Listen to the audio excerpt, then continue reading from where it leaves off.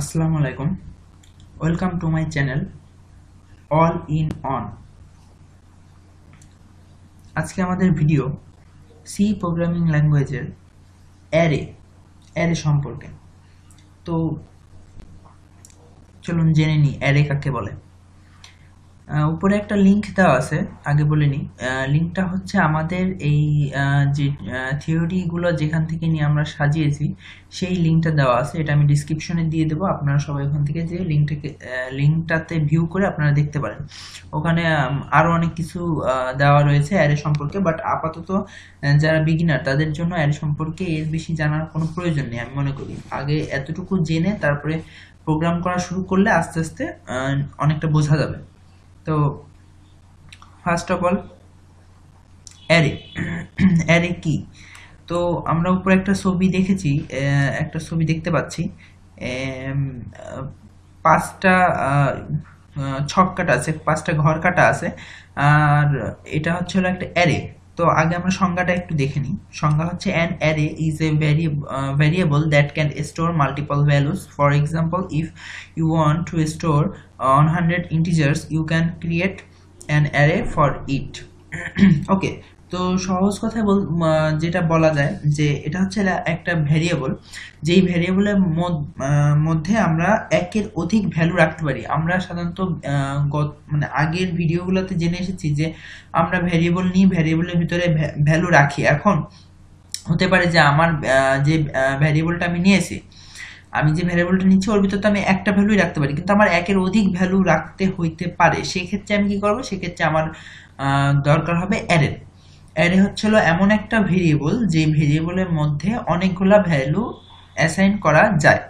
যেমন এখানে আমরা দেখতে পাচ্ছি ইন্ট ডেটা। ডেটা নামের একটা ভেরিয়েবল যার মধ্যে কয়টা ভ্যালু আছে? 100টা। কি ধরনের ভ্যালু থাকবে আগেই বলে দেওয়া আছে, ডেটা টাইপটা আগেই বলে দেওয়া আছে ইন্টিজার। তার মানে এই 100টা ভ্যালুর 100টাই হবে সব পূর্ণ সংখ্যা, কোনো দশমিক বা ক্যারেক্টার এর মধ্যে থাকবে না। এবার এটা দেখলে আসলে অনেকটা ক্লিয়ার কনসেপ্ট এখন পাওয়া যাবে যে এটা হচ্ছে একটা অ্যারে। এই টোটালটা একটা অ্যারে ভেরিয়েবল, একটা অ্যারে ভেরিয়েবল যার মধ্যে আছে 5টা ঘর। 5টা ঘর বলতে পারি আমরা, 5টা ঘর আছে এবং প্রত্যেকটি ঘর এক একটি ভ্যালু হোল্ড করতে পারে। এখন কি ধরনের ভ্যালু হোল্ড করবে? সেটা কি ক্যারেক্টার এ বি সি টাইপের, সেটা কি ইন্টিজার টাইপের, নাকি সেটা ফ্লট টাইপের? সেটা তো যখন আপনি ডিক্লেয়ার করবেন তখন তার আগে ডেটা টাইপ দিলেই বোঝা যাবে আসলে যে এটা কি ধরনের ভ্যালু রাখবে। ওকে, নেক্সট আমরা এগোই। তো এই পর্যন্ত মোটামুটি বোঝা গেল। এবার আসা যাক যে how to declare an array. কিভাবে একটা অ্যারে আপনি ডিক্লেয়ার করবেন। আগেই আমরা অনেকটা দেখে এসেছি, তারপর আবার বলছি। ডেটা টাইপ যেটা ইন্টিজারের, ফ্লটের নাকি ক্যারেক্টার, এই টাইপটা আগে আপনার লিখতে হবে। যেভাবে আমরা একটা ভ্যারিয়েবল, মানে আমরা একটা ভ্যারিয়েবলকে যেভাবে ডিক্লেয়ার করি যে ইন্টিজার এ, ইন্টিজার বি বা ফ্লট সি, এরকম যে আমরা করি। গত ভিডিওতেও দেখছিলাম ফ্লট জিপিএ ছিল, তারপরে ইন্টিজার ছিল এজ। তো এরকম যে কোনো ভেরিয়েবল আমরা যেমন লিখি ঠিক তেমন অ্যারেটাকেও আমরা ডেটা টাইপ দেব। দেওয়ার পরে অ্যারেটার নাম দেব একটা আমাদের মতো করে, এবং তারপরে থার্ড ব্র্যাকেটের মধ্যে অবশ্যই অ্যারেটার সাইজ দিতে হবে, যেটা কত সাইজের, সাইজ কত হবে, 5 ঘর, 10 ঘর, 15 ঘর, এরকম ভাবে সাইজটা ডিক্লেয়ার করতে হবে। একটা এক্সাম্পল দিছে, ফ্লট মার্ক নামের একটা অ্যারে নিয়েছি আমরা, যেটার টাইপ হচ্ছে ফ্লট এবং তার সাইজ হচ্ছে 5। তার মানে আমরা কি বুঝতে পারতেছি? আমরা বুঝতে পারতেছি যে আমরা একটা মার্ক নামের অ্যারে ডিক্লেয়ার করছি যার মধ্যে পাঁচটা ফ্লটিং টাইপ মানে দশমিক সংখ্যা স্টোর করা থাকবে।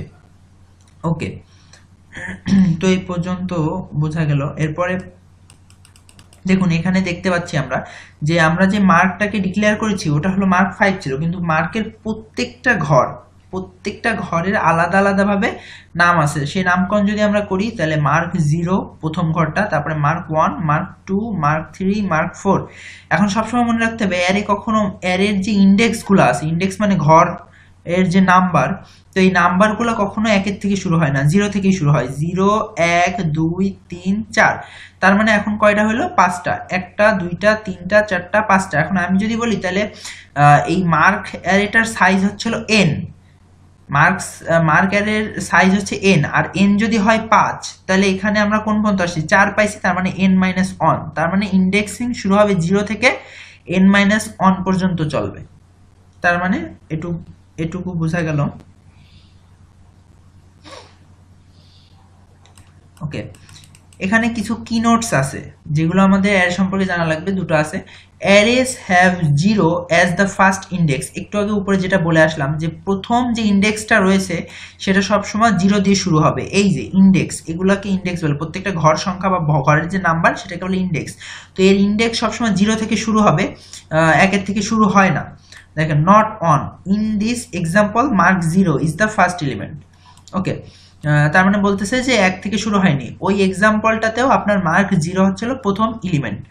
এরপর আছে if the size of an array is n, যদি n হয় সাইজ, তাহলে to access the last element the n-1 index is used. তার মানে আমি একটু আগে যেটা বলে আসলাম, যদি আপনার সাইজ ছিল 5, তার মানে লাস্টটা হবে মার্ক 5 হয়নি, লাস্টটা হয়েছিল মার্ক 4, তার মানে মার্ক ইন্ডেক্স ছিল n-1। How to initialise an array, অ্যারের ভ্যালু আপনি কিভাবে অ্যাসাইন করবেন।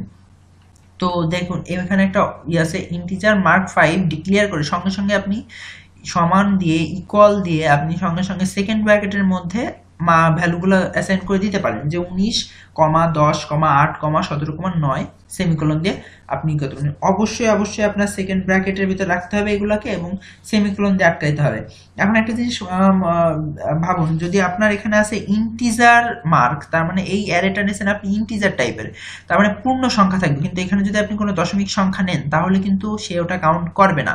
আপনি যদি এখানে 8.1 নিতেন, তাও ও দশমিকের যে অংশটুকু আছে ওটুকু বাদ দিয়ে আপনার শুধুমাত্র এইটুকুই নেবে। বা আপনি যদি এখানে 10.01 লেখেন, তাহলে ও 0.01 বাদ দিয়ে শুধু 10টাকেই গ্রহণ করবে, কারণ এটা হচ্ছিল ইন্টিজার টাইপের। So you can also initialise an array like this. তার মানে এখানে বলতে চাচ্ছে যে আপনি যদি চান তাহলে এভাবেও ডিক্লেয়ার করতে পারেন। তাহলে এটা আর এটার মধ্যে পার্থক্য কি? পার্থক্য হলো এখানে সাইজটা বলে দেওয়া আছে, এখানে সাইজটা বলা নেই। তার মানে সাইজ আমি এখানে ডিক্লেয়ার করছি না, যেই কয়টা ভ্যালু দেব সেই কয়টা ঘর তৈরি করে এই ভ্যালুগুলা রেখে দেবে। তার মানে আপনি যদি এখানে 100টা ভ্যালু দিতেন, তাহলে এই মার্কের সাইজ তখন 100 হয়ে যেত। সো এইটুকুই ছিল। এবং আরো দুইভাবে আমরা আসলে অ্যারেকে ডিক্লেয়ার করতে পারি। তার মধ্যে একটা হলো এখানে দেখা যাচ্ছে, প্রথমে আপনি মার্ককে ডিক্লেয়ার করলেন, ইন্টিজার মার্ক হিসেবে ডিক্লেয়ার করলেন, ডিক্লেয়ার করার পরে প্রতিটা ইন্ডেক্সের ভ্যালু আলাদাভাবে আপনি এখানে লিখতে পারেন। তো এভাবে আপনি অ্যারেটাকে ডিক্লেয়ার করতে পারেন। এছাড়াও আরেকটা ওয়ে আছে, সেটা হলো আমরা যখন স্ক্যানএফ এর কাজ শিখবো তখন আমরা ওটা দেখবো, আজ ওটা দেখবো না। সো আজ এ পর্যন্তই। আমি আশা করি অ্যারে সম্পর্কে এতটুকু বেসিক জেনে আমরা মোটামুটি প্রোগ্রাম করতে পারবো। আর এই লিঙ্কটি আমি ডিসক্রিপশনে দিয়ে দেবো, সবাই যারা ভিউ করবেন তাদের উপকার হবে, এখানে গেলে সবাই যেয়ে দেখে নেবেন। সো আজ এ পর্যন্তই। আসসালামু আলাইকুম, ভালো থাকবেন, সুস্থ থাকবেন, আমার সাথে থাকবেন।